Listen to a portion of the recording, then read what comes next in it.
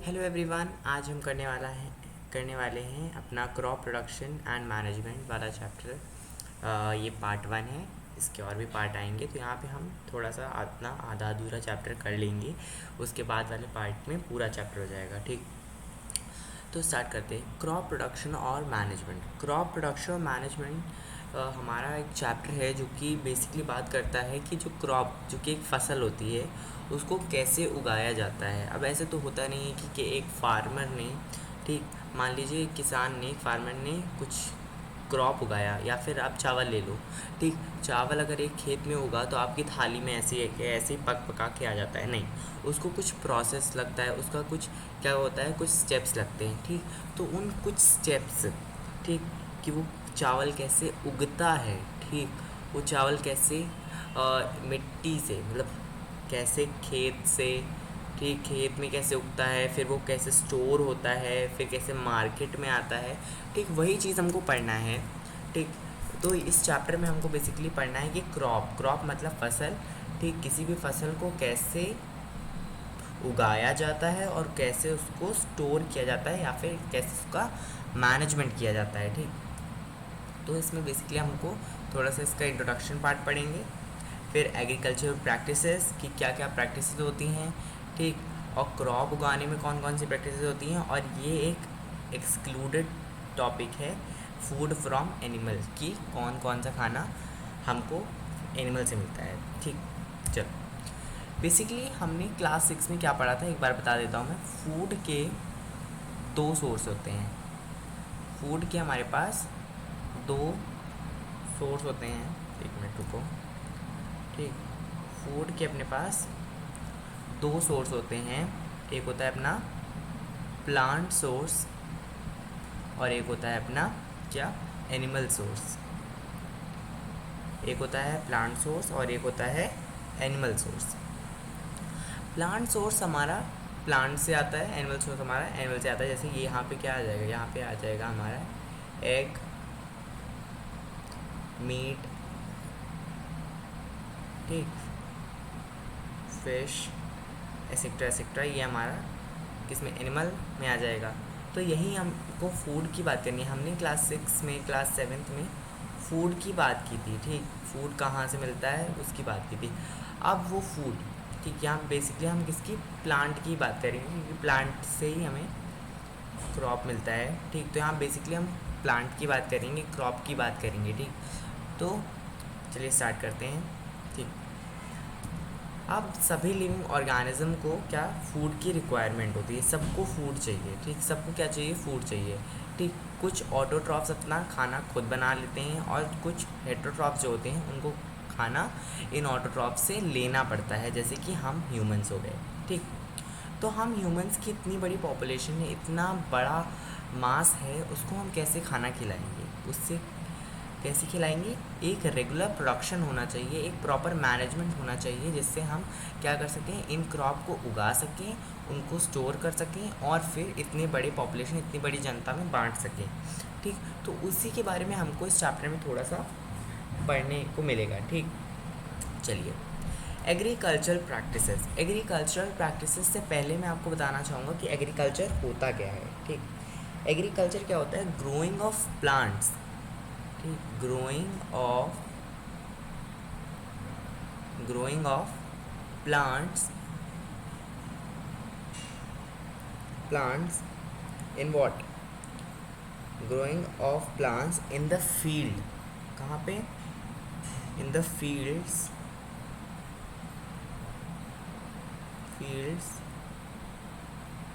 For obtaining food, for obtaining food, कि plants का basic मतलब यहाँ पे क्या है, यहाँ पे प्लांट्स का जो बेसिक मतलब निकल रहा है हमारा, यहाँ पे प्लांट्स का बेसिक मतलब क्या है, प्लांट्स मतलब क्रॉप। उन प्लांट्स को, क्रॉप का मतलब प्लांट ही होता है। ठीक, अभी हम उसका बेसिक पूरा अच्छे से एक डेफिनेशन जान लेंगे, तो यहाँ पे भी हम प्लांट ही लेके चलेंगे क्रॉप को। ठीक, क्रॉप क्या होता है, प्लांट ही होता है एक तरीके का। ठीक, या वो प्लांट ही होता है। ठीक, तो चलिए पहले हम एग्रीकल्चर जान लेते हैं। एग्रीकल्चर होता क्या है। एग्रीकल्चर मतलब कि प्लांट को उगाना खेतों में, ठीक, फील्ड्स में, किसके लिए? फॉर ऑब्टेनिंग फूड, ठीक, फॉर ऑब्टेनिंग फूड, उसी को एग्रीकल्चर बोल दिया जाता है, उसी को एग्रीकल्चर बोल दिया जाता है। ठीक ठीक। अब थोड़ा क्रॉप्स जान लेते हैं। क्रॉप्स क्या होता है? क्रॉप्स जब हम एक ही काइंड के प्लांट्स को एक खेत पे, एक फील्ड पे उगाते हैं ऑन अ लार्ज स्केल, ठीक, on a large scale to obtain food, जैसे सीरियल पर, मतलब सिंपल बोलूँ, अगर मैं एक खेत पे, ठीक, एक ही तरीके के प्लांट, एक ही तरीके का प्लांट उगा रहा हूँ, ठीक, और छोटे मोटे खेत पे नहीं कि ऐसे छत पे उगा लिया, ऐसे नहीं, एक बड़े से खेत पे, एक बड़े स्केल पे उगा रहा हूँ, तो वो हमारी क्या? क्रॉप कहलाएगी। ठीक। जब हम प्लांट को क्या करते हैं, जब हम प्लांट को एक बहुत ही, और कैसे एक ही तरीके के प्लांट, अगर मैं कह रहा हूँ कि अगर ये राइस का, ठीक, अगर ये चावल का खेत है तो इसमें हर जगह चावल ही होगा, तुमको कहीं यहाँ पे धान की या फिर की अनाज की खेती नहीं मिलेगी। ठीक। ये अगर राइस का है तो राइस की मिलेगी। ठीक। पैडी राइस ही होता है। ठीक। वीट की है तो वीट का ही मिलेगा। ठीक। तो जब हम एक खेत पे एक ही तरीके का प्लांट उगाते हैं तो उसको क्रॉप बोल दिया जाता है। ठीक। अब ये क्रॉप बहुत अलग अलग तरीके के होते हैं। ये क्रॉप आपकी सीरियल भी हो सकती है। सीरियल मतलब क्या होता है? सीरियल मतलब होता है अनाज। सीरियल मतलब ग्रेन। सीरियल मतलब होता है ग्रेन। ठीक, अनाज। तो ये कोई भी सीरियल हो सकती है, जैसे कि वीट। पैडी मतलब राइस। ठीक, राइस। ठीक, कौन सा राइस? जो उसके पूरे हस्क के साथ होता है। हस्क मतलब जो राइस होता है वो कुछ ऐसा होता है, ठीक, ऐसे ऐसे करके ये इसी का होता है राइस। तो ये पूरा साथ में, इसको पैडी बोला जाता है। क्या बोला जाता है इसको? पैडी। इस पूरे को ही पैडी बोल दिया जाता है। ठीक। जैसे मेज़ हो गया, मिलेट हो गया। ठीक। अब दूसरा क्या होता है? पल्सेस, जो हमारी दाल होती हैं। ठीक, वो दाल भी होती है क्रॉप। ठीक, जैसे चना हो गया, मटर हो गई, बीन्स हो गई। ठीक, अरहर हो गई। ठीक। अब कुछ ऑयल सीड्स होती हैं जिनसे हमें तेल मिलता है। ठीक, जैसे मस्टर्ड, सरसों का तेल, मूंगफली का तेल। ठीक, सनफ्लावर सूरजमुखी का तेल। ठीक। ठीक, वेजिटेबल। अब ये क्रॉप्स हमारी वेजिटेबल भी हो सकती हैं, ये हमारी वेजिटेबल्स भी हो सकती हैं, जैसे टमाटो हो गया, कैबेज हो गया, स्पिनच हो गया। ठीक, और फ्रूट्स भी हो सकती हैं, जैसे बनाना, एप्पल, मैंगो। ठीक, ये सब हो गया। चलिए, अब ये क्रॉप्स को हम दो कैटेगरीज़ में डिवाइड करते हैं। ठीक, हमारे जो क्रॉप्स हैं वो दो कैटेगरीज़ में डिवाइड होती हैं। पहली होती है आपकी खारिफ क्रॉप, दूसरी होती है आपकी रबी क्रॉप्स। ठीक, पहली होती है आपकी खारिफ क्रॉप, दूसरी होती है रबी क्रॉप्स। ये क्रॉप्स जो हैं ये किस बेसिस पे डिवाइड हैं? ये हैं ऑन द बेसिस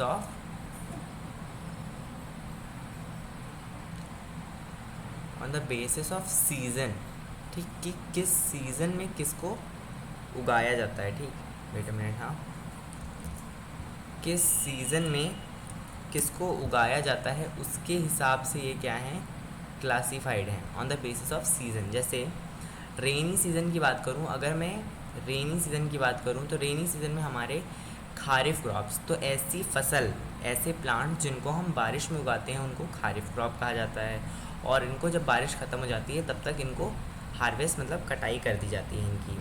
ठीक, जैसे हमारा पैडी हो गया। तो अब सिंपल सी बात है, जब बारिश में हम इनको इन क्रॉप्स को उगाया जा रहा है तो इनको पानी की नीड ज़्यादा होगी। तो खारिफ क्रॉप में लिख सकते हैं कि इनको पानी की रिक्वायरमेंट ज़्यादा रहती है। ठीक, इनको पानी की रिक्वायरमेंट ज़्यादा रहती है। फिर दूसरे आते हैं रबी क्रॉप्स।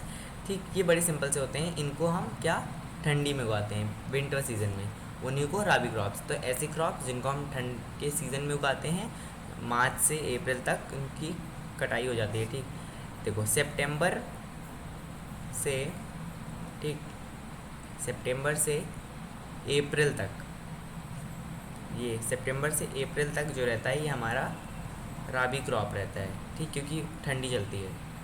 ठीक, तो रबी क्रॉप जो विंटर सीज़न। एक और क्रॉप होती है जो कि सिलेबस में नहीं है, पर बता देता हूँ, दैट इज़ जायद क्रॉप। ठीक, तो ये इन दोनों के बीच का होता है जो समर सीज़न वाले होते हैं। ठीक, जो समर सीज़न वाले होते हैं, जैसे आपका वाटरमेलन हो गया।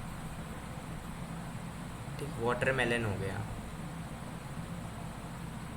ठीक, ककड़ी हो गई।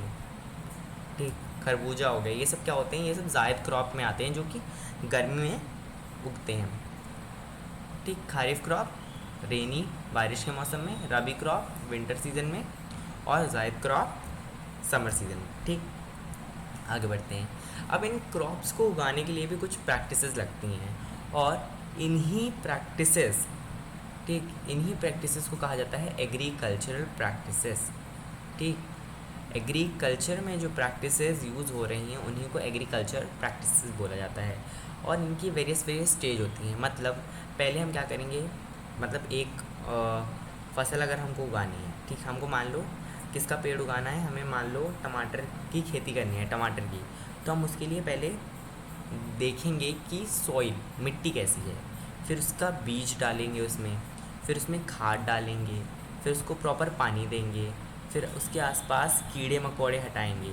ठीक, फिर जब वो पक जाएगा तो टमाटर की कटाई करेंगे या टमाटर उसमें से निकाल लेंगे, और फिर हम उसको स्टोर कर देंगे या मार्केट में दे देंगे।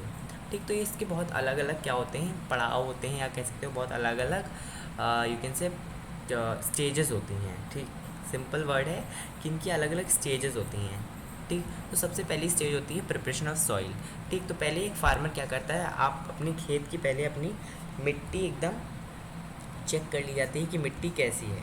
ठीक, क्योंकि मिट्टी एक बहुत ही मेन, ये पहला स्टेप होता है। अगर मिट्टी बेकार हो जाती है तो आपकी पूरी फसल बेकार हो जाती है, क्योंकि मिट्टी is the first step in the cultivating a crop for food production.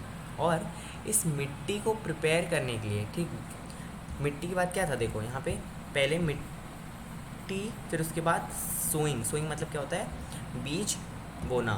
ठीक, बीज बोने को सोइंग कहा जाता है। तो इसको मिट्टी को कैसे प्रॉपर बनाया जाता है, मिट्टी को कैसे कल्टीवेबल बनाया जाता है कि उसमें हम कोई भी सीड सो कर सकें। पहली प्लोइंग से, लेवलिंग से और मैन्योरिंग से। इसको छोड़ देना, इसको हम आगे पढ़ेंगे मैन्योरिंग को। ठीक, प्लोइंग और लेवलिंग पढ़ेंगे। ठीक, प्लोइंग और लेवलिंग से। तो प्लोइंग क्या होता है, प्लोइंग वो प्रोसेस होता है जिससे हम मिट्टी को क्या करते हैं, रुको, ठीक, प्लोइंग वो प्रोसेस होता है जिससे हम क्या करते हैं, मिट्टी को लूजन और ट्यूनिंग द सॉइल। मतलब पहले क्या होती है, मिट्टी बहुत सख्त रहती है। ठीक, तो जब उसमें बीज डालोगे तो वो जाएगा नहीं, तो हम क्या करते हैं, इस तरीके आपने देखा होगा कि वो क्या करते हैं, इसको थोड़ा सा लूज़ कर देते हैं, इसको थोड़ा हल्का बना देते हैं, ताकि उसमें जब हम बीज डालें तो वो अच्छे से अंदर चला जाए। ठीक, और ये किससे होता है, ये देखो इससे होता है, इस वाले ये जो टूल दिख रहा है ना, इम्प्लीमेंट। ठीक है, इम्प्लीमेंट मतलब टूल। तो ये प्लो, इसको क्या कहते हैं, प्लो। ठीक, इस प्लो नामक टूल से होता है। ठीक, इस प्लो नामक टूल से होता है। तो ये क्या करता है, मिट्टी को लूज़ कर देता है, मतलब हल्का कर देता है, और जिससे आप इसमें क्या कर सको, सीड को डाल सको, सोइंग आपकी ईजी हो जाए। ठीक, ठीक, the ploughs are pulled by pair of bullocks और बाय ट्रैक्टर। तो ये जो प्लो होता है, इसके आगे इस तरीके के, मतलब ये जो होता है यहाँ पे, ये ऐसे ऐसे लगा रहता है यहीं पे। ठीक, तो इससे क्या होता है, मिट्टी ऐसे ऐसे होकर थोड़ी सी हल्की हो जाती है। ठीक, तो अब ये जो प्लो है, इसको पेयर ऑफ बुलक से भी खींचा जा सकता है, और कहीं कहीं पे ट्रैक्टर जो बहुत मॉडर्न है तो वहाँ पे ट्रैक्टर का यूज़ होता है। ठीक, अब इसके फ़ायदे क्या होते हैं, ये देखो यहाँ पे बहुत अच्छे से दिखाया गया है कि देखो ये मिट्टी है एकदम, यहाँ पे इसको हल्का कर दिया गया है। अब इसके फ़ायदे क्या होता है, पहली बात तो ये मिट्टी को क्या कर देता है, क्या हल्का बना देता है। तो उसमें क्या होता है, उसमें एयर बहुत अच्छे से जाती है, ताकि आपके प्लांट अच्छे से सांस ले पाएँ। ठीक, मतलब एक्सचेंज ऑफ गैसेस होता रहे। ठीक, अब प्लांट की जो रूट्स हैं वो बहुत अंदर तक जा पाएंगी, क्योंकि मिट्टी हल्की है। ठीक, जब मिट्टी हल्की है तो प्लांट्स की रूट्स बहुत अंदर तक जा पाएंगी, और अगर मिट्टी हार्ड हुई तो प्लांट की जो रूट्स होंगी वो अंदर तक नहीं जा पाएंगी। और ये माइक्रोब्स, ठीक, माइक्रोब्स को भी मदद करता है, और वॉर्म्स को, जो कि सॉइल में होते हैं। तो ये क्या करते हैं, ये ह्यूमस ऐड करते हैं। ह्यूमस क्या होता है, ठीक, ह्यूमस, ह्यूमस मतलब humus is a fertile layer of soil, ठीक, fertile layer of soil. Soil की जो फर्टाइल लेयर होती है उसको ह्यूमस बोल दिया जाता है, ठीक। इससे क्या होता है, जो अनवांटेड प्लांट्स होते हैं, वीडिंग अभी पढ़ेंगे हम वीड्स, तो वीड्स क्या होते हैं, आपके मेन क्रॉप के साथ, आपकी फसल के साथ जो अलग प्लांट होते हैं जो हमें नहीं चाहिए। मान लो ये हमारी प्लांट है, इसके साथ कुछ अलग सा एक प्लांट उग गया जो हमें नहीं चाहिए, ठीक। और ये करेगा क्या, ये ज़्यादा कुछ नहीं करेगा, ये हमारे प्लांट के न्यूट्रिएंट्स ही लेगा, ठीक। तो हम इसको क्या करते हैं, इसको हटा देते हैं ताकि जब हम इसको काटे प्लांट को तो उसके साथ ये ना आ जाए, ठीक। इससे क्या होता है, it brings nutrient rich soil to the top so that plant can, इससे जो मिट्टी के नीचे दबे न्यूट्रिएंट्स हैं, मतलब ये क्या होता है, मिट्टी के नीचे दबे न्यूट्रिएंट है, तो जब ये ऐसे चलता है तो ये कुछ न्यूट्रिएंट्स ऊपर को आ जाते हैं, ठीक है, न्यूट्रिएंट्स ऊपर को जाते हैं। तो ये कुछ बेनिफिट्स थे, ये कुछ एडवांटेजेस थे। तो आपको क्या करना है, जब बेनिफिट्स आए तो अच्छा ही लिख देना प्लोइंग के, ठीक। फिर बात करते हैं लेवलिंग की। तो ploughed soil is levelled by pressing it with a wooden leveller so that, तो ये क्या होता है, लेवलिंग होती है। देखो ये जो है, अब इसको ऐसे ऐसे कर दिया, ठीक। अब इसको क्या करेंगे, लेवल किया जाएगा। लेवल मतलब एक बराबर किया जाएगा, ताकि जो ऊपर वाली मिट्टी है वो उड़ के दूसरी जगह ना चली जाए। अब हल्की तो कर दिया हमने, जब हल्के कर देंगे तो अब हवा आएगी, तो हवा पानी के उससे मिट्टी एक जगह से दूसरी जगह चली जाएगी, तो जो ऊपर वाली फर्टाइल लेयर होती है वो चली जाती है जिसमें ज़्यादा न्यूट्रिएंट होते हैं, तो उसको हम लेवल कर देते हैं, ठीक। उसको हम क्या कर देते हैं, उसको लेवल कर दिया जाता है ताकि ऊपर वाली मिट्टी ना उठे, तो उसी को लेवलिंग बोल दिया जाता है, ठीक। अब एग्रीकल्चरल इम्प्लीमेंट्स की जो ये सब हो रहा है, ये जितने भी टूल यूज़ कर रहे हैं, तो कौन कौन से हम टूल यूज़ कर रहे हैं अपनी मिट्टी को क्या कर उपजाऊ बनाने में, ठीक। तो पहला होता है प्लो। ये प्लो क्या होता है, एक वुडन प्लो होता है जिसमें बहुत ही लंबा लॉग ऑफ वुड होता है, जिसको हम प्लो शाफ्ट बोलते हैं, ठीक। जिसको हम प्लो शाफ्ट बोलते हैं, क्या बोलते हैं, plough shaft. There is a handle at one end, देखो यहाँ पे मैंने बनाया भी है, हाँ ये, तो इसमें ये जो बहुत ही लंबा सा, ये जो बहुत ही लंबा सा होता है इसको प्लो शाफ्ट बोला जाता है। ये जो लंबा सा रॉड होता है इसको क्या बोलते हैं, इसको प्लो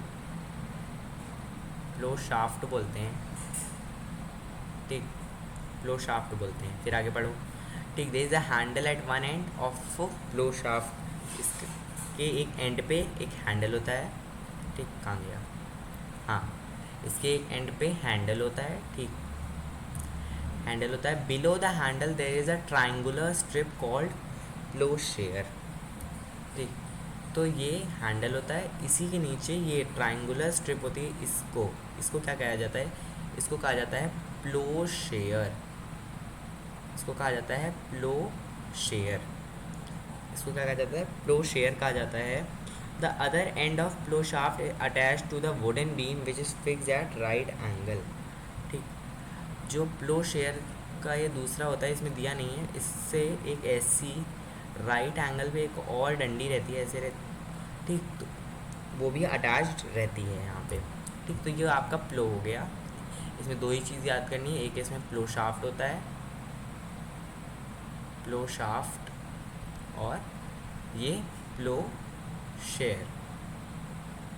इसका मदद कहाँ यूज़ होता है, ये उसमें क्या नाम से, प्लोइंग में यूज़ होता है। ऑब्वियसली प्लो है तो प्लोइंग में ही यूज़ होगा, ठीक। चलिए अब आते हैं हो पे। हो क्या होता है, हो हम वीड्स जो अनवांटेड प्लांट होते हैं उनको हटाने के लिए यूज़ कर जाता है, और कभी कभी मिट्टी को भी ये लूज इन करने में मदद करते हैं, बट मेनली क्या, वीड को हटाने में ही मदद करते हैं, ठीक। इसका भी एक बहुत ही लॉन्ग रॉड ऑफ आयरन या फिर ये होता है वुडन बीम, ये देखो है ना, ठीक।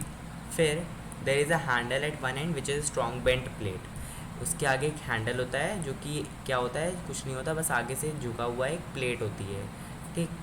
तो इसको हिंदी में बता देता हूँ, इसको हिंदी में हल बोलते हैं,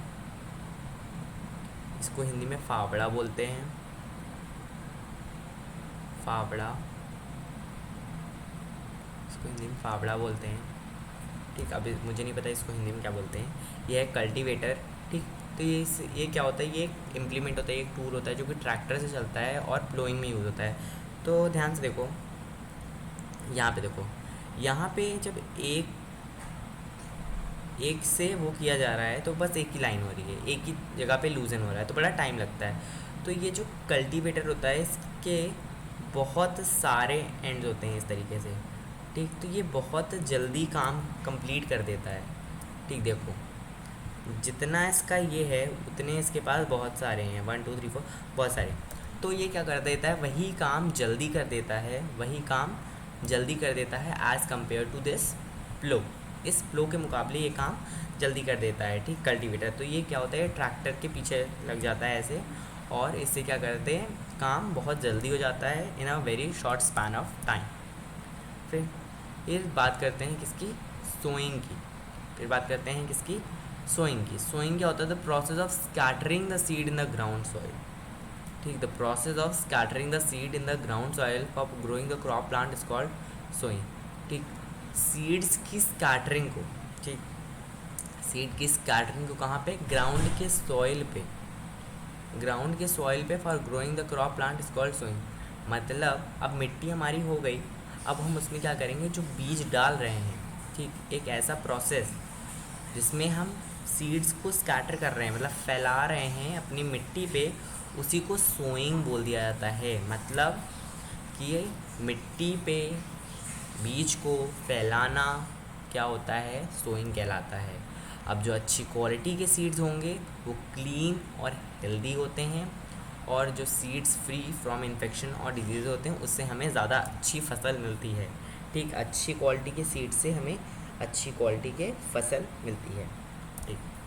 अब ये जो सीड्स होंगे, या तो हम इनको हाथ से क्या करेंगे, बोएंगे, सो करेंगे, या फिर हम सीड ड्रिल यूज़ करेंगे, ठीक। या तो आप खुद करोगे या तो आप मशीन का यूज़ करोगे, ठीक। तो जो जब हाथ से किया जाता है ऐसे ही काम, तो उसको ब्रॉड कास्टिंग बोला जाता है। उसको क्या बोला जाता है, ब्रॉड कास्टिंग बोला जाता है, ठीक।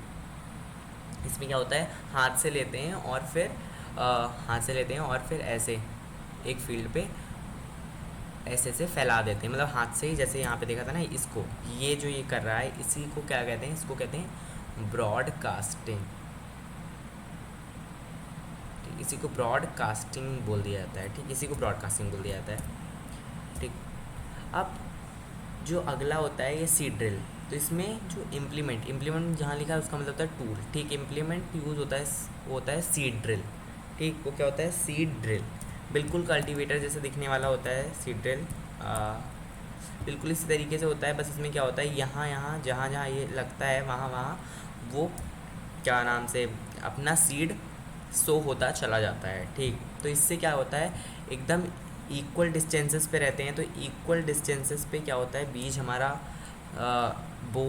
बो जाता है, और फिर हम क्या होता है, एक इक्वल डेप्थ पे, इक्वल डिस्टेंस और इक्वल डेप्थ पे हमारे बीज क्या होते हैं, सो हो जाते हैं, और फिर एक हाइट बनी रहती है जिससे दो प्लांट होते हैं वो एक दूसरे के न्यूट्रिएंट्स नहीं लेते हैं, और इससे जो सीड्स हैं अच्छी तरीके से सॉइल पे कवर भी हो जाते हैं, और जो सॉइल है वो उसको प्रोटेक्ट भी करती है। और बहुत ही इम्पॉर्टेंट है कि ये टाइम और लेबर भी बच जाता है, ठीक। जितना आप हाथ से काम करोगे उतना ही जल्दी ये सीड ड्रिल आपका काम जल्दी कर देगा, ठीक। तो ये टाइम और लेबर दोनों ही बचाता है। फिर अगला आता है ट्रांसप्लांटेशन। ट्रांसप्लांटेशन क्या होता है, transplantation is nothing but process of transferring process of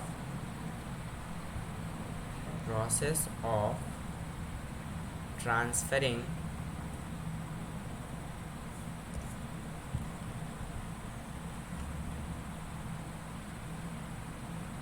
process of transferring क्या, transferring the seedling from nursery to main field, ठीक। जो सीडलिंग जानते हो ना, दिस इज़ योर सीड, और जब इसमें ऐसा कुछ हो जाता है तो उसको सीडलिंग बोल दिया जाता है, उसको सीडलिंग बोल दिया जाता है, ठीक। तो जो इस तरीके से देखा होगा, इस तरीके से बड़े बड़े इस तरीके से लेके यहाँ पे ऐसे लगाया जाता होगा हाथ से, ठीक। उसी को क्या कहते हैं, सीडलिंग। ये बेसिकली आपने राइस के उसमें देखा होगा, ठीक। इससे क्या होता है, इसको क्या कहते हैं, ट्रांसप्लांटेशन बोलते हैं, ठीक। अब एडिंग मैन्योर एंड फर्टिलाइज़र, ये हमारा तीसरा मेन काम होता है कि मैन्योर और फर्टिलाइज़र डालना। अब ये क्यों ज़रूरी होता है? अब देखो, हमारे प्लांट को मेन न्यूट्रिएंट चाहिए। क्यों क्यों चाहिए? हम क्लास 6 से पढ़ते आ रहे हैं, क्योंकि न्यूट्रिएंट्स जो होते हैं वो बहुत ही बेसिक चीज़ होते हैं जो एक प्लांट को ग्रो करने में मदद करते हैं। ठीक, तो जब एक ही लैंड पे बार बार प्लांट ग्रो करता है तो उससे कुछ न्यूट्रिएंट्स जो होते हैं वो कम हो जाते हैं। ठीक, वो कुछ न्यूट्रिएंट क्या होते हैं, वो कम हो जाते हैं। तो इसी डिफिशियंसी ऑफ प्लांट न्यूट्रिएंट को पूरा करने के लिए हम उसमें मैन्योर और फर्टिलाइज़र ऐड करते हैं। मैन्योर क्या होता है? मैन्योर एक नेचुरल सब्सटेंस होता है जो कि हमें एनिमल वेस्ट से और ह्यूमन वेस्ट और प्लांट रेसिड्यू से मिलता है, जो कि एसेंशियल एलिमेंट। बेसिकली मैं कहूँ कि जो आपके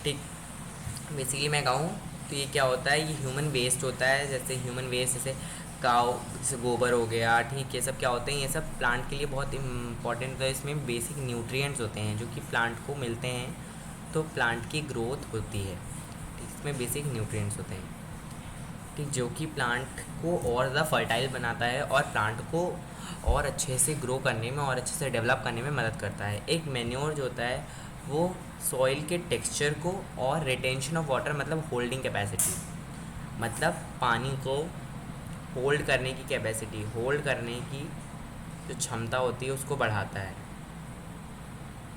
रिटेंशन, होल्डिंग कैपेसिटी, ठीक, प्लांट की बेटर रिटेंशन ऑफ वाटर। ठीक, तो एडिंग मैन्योर एंड फर्टिलाइज़र। ठीक, अब बात करते हैं केमिकल फर्टिलाइज़र की। ठीक, तो दो तरीके के फर्टिलाइज़र होते हैं, एक नेचर से होते हैं, नेचर वाले मैन्योर होते हैं। ठीक, नेचर से जो हमें मिलता है वो मैन्योर होता है। ठीक, बेसिकली ऑर्गेनिक मैटर होता है, इसमें न्यूट्रिएंट कम होते हैं, न्यूट्रिएंट कम होते हैं। ऑर्गेनिक सब्सटेंस, ऑर्गेनिक मतलब जो हमें ऐसे ही, मतलब जो आर्टिफिशियल ना हो, जैसे काऊ डंग हो गया है, हमें काऊ से मिल रहा है। ठीक, और केमिकल फर्टिलाइज़र वो होते हैं जो हम लोग खुद बनाते हैं केमिकल से। ठीक, तो ये क्या कहते हैं, सप्लाई किए जाते हैं रिक्वायर्ड क्वांटिटीज़ में, फिक्स क्वांटिटीज़ में। ठीक, क्योंकि इसमें न्यूट्रिएंट कम होता है तो ये ज़्यादा मात्रा में यूज़ होता है। ठीक, और इसमें न्यूट्रिएंट्स स्पेसिफिक होते हैं, ये न्यूट्रिएंट स्पेसिफिक ही होते हैं। ठीक, कि नाइट्रोजन के लिए अलग फर्टिलाइज़र, पोटेशियम के लिए अलग फर्टिलाइज़र और फॉस्फोरस के लिए अलग फर्टिलाइज़र। तो ये बहुत कम यूज़ होते हैं। तो ये फर्टिलाइज़र क्या होता है? फर्टिलाइजर सॉल्ट और organic compound containing the necessary plant nutrient like an, P और के। एन मतलब नाइट्रोजन, पी मतलब फॉस्फोरस और के मतलब पोटेशियम। इनके एग्जांपल जैसे urea, ammonium sulphate, super phosphate, et cetera et cetera. ठीक, यहाँ पे मैंने एक टेबल बना दी है जिसमें सबका डिफ्रेंशिएशन है। जैसे फर्टिलाइज़र जो होते हैं, फर्टिलाइज़र ये इनऑर्गेनिक सब्सटेंसेस होते हैं और फैक्ट्री में मैन्युफैक्चर होते हैं। ये ऑर्गेनिक होते हैं और किससे बनते हैं? कचड़े से या कूड़े कबाड़ से। इसमें माइक्रोब की ज़रूरत नहीं होती, इसमें माइक्रोब की ज़रूरत होती है। माइक्रोब की क्यों ज़रूरत होती है? हाँ, ये बाकी बचा हुआ है हमारा। माइक्रोब की ज़रूरत क्यों होती है, अभी हम आगे पढ़ेंगे। माइक्रोब की ज़रूरत क्यों ये होती है कि वो जो कूड़ा है उसको गला के उसको क्या करें, ऑर्गेनिक सब्सटेंस बना सकें। ठीक, जो माइक्रोब्स होते हैं उन पे ये एक्ट करते हैं। ठीक, उन पे ये एक्ट करते हैं, सैप्रोफिटिक आपने पढ़ा होगा, सैप्रोफिटिक जो ऑर्गेनिज्म होते हैं इन पे एक्ट करते हैं और फिर इसको क्या कहते हैं, ऑर्गेनिक सब्सटेंस बनाते हैं। फर्टिलाइज़र इजी टू ट्रांसपोर्ट होता है, स्टोर करने में इजी होता है, जहाँ तक कि ये ज़्यादा क्वांटिटी में यूज़ होता है इसलिए इसको डिफ़िकल्ट टू ट्रांसपोर्ट होता है। ठीक, ये सॉइल का टेक्सचर रिस्टोर नहीं करता बट ये सॉइल का टेक्सचर अच्छा करता है। ये रिटेंशन ऑफ वाटर में हेल्प नहीं करता, मतलब होल्ड नहीं करता पानी को, ये पानी को होल्ड करके रखता है ज़्यादा देर तक। और इससे क्या होता है, इससे कभी कभी वाटर पोल्यूशन भी हो जाता है। वाटर पोल्यूशन भी हो जाता है।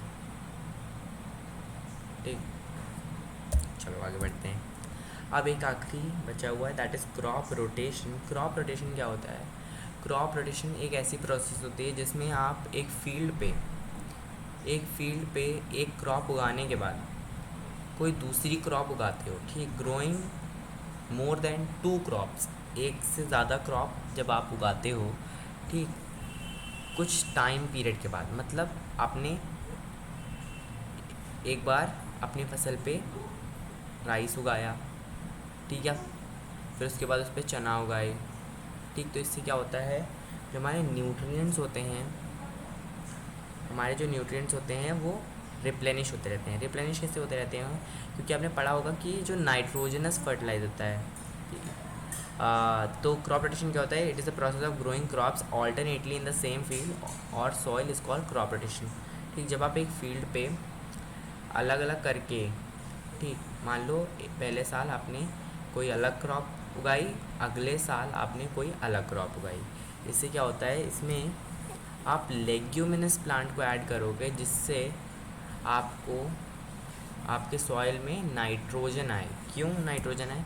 क्योंकि इन्हीं में क्या होता है, इससे एक बैक्टीरिया प्रेजेंट होता है इनके नोड्यूल्स में। नोड्यूल्स मतलब यहाँ पे रूट है, तो यहाँ पे रूट के यहाँ पे एक बैक्टीरिया प्रेजेंट होता है जो कि यहाँ का नाइट्रोजन लेके किस में, नाइट्रेट में बदल देता है, ताकि जो हमारे प्लांट हो उनको ये ले सके, क्योंकि ये इस वाले फॉर्म में प्लांट नाइट्रोजन नहीं ले पाते हैं, और नाइट्रोजन क्या होता है, इनको बहुत ज़रूरी होता है। तो ये जो बैक्टीरिया होता है, ये बैक्टीरिया कहता है कि प्लांट तुम मुझे कुछ खाने पीने को दो, रहने के लिए जगह दो, मैं इस नाइट्रोजन को तुम्हारे लिए नाइट्रेट में बदल के दूँगा। ठीक, मैं इस नाइट्रोजन को तुम्हारे लिए नाइट्रेट में बदल के दूँगा। तो ये राइजोबियम का काम होता है। ठीक, यही होता है राइजोबियम का काम। ठीक, तो क्रॉप रोटेशन से एक तो ये मदद रहती है। अब क्रॉप रोटेशन का ये 4 ईयर क्रॉप रोटेशन लाया हूँ मैं, देखो ध्यान से। मान लो आपने पहले साल क्या किया, पहले साल आपने कोई हरी भरी सब्जी उगा ली, ठीक, जिसमें आपको नाइट्रोजन चाहिए था। या फिर आप छोड़ो, यहाँ स्टार्ट करो। आपने समझो पहले कोई लेग्यूम उगा लिया, जैसे आपने चना उगा लिया, ग्राम, ठीक, ग्राम। फिर उसके बाद आपने क्या किया, इस पे आए, आपने कोई हरी भरी सब्जी उगा ली, आपने कैबेज उगा लिया, आपने उस पर क्या किया, कैबेज उगा लिया। ठीक, तो इससे क्या होगा, जब ये रहेगा तो सॉइल में क्या जाएगी, नाइट्रोजन ज़्यादा। तो जब नाइट्रोजन ज़्यादा, तो देखो इन ग्रीन प्लांट को नाइट्रोजन चाहिए होता है, तो इनको नाइट्रोजन मिल जाएगा। फिर हम क्या करेंगे, फ्रूटिंग वेज, ऐसे फ्रूट्स को उगाएंगे।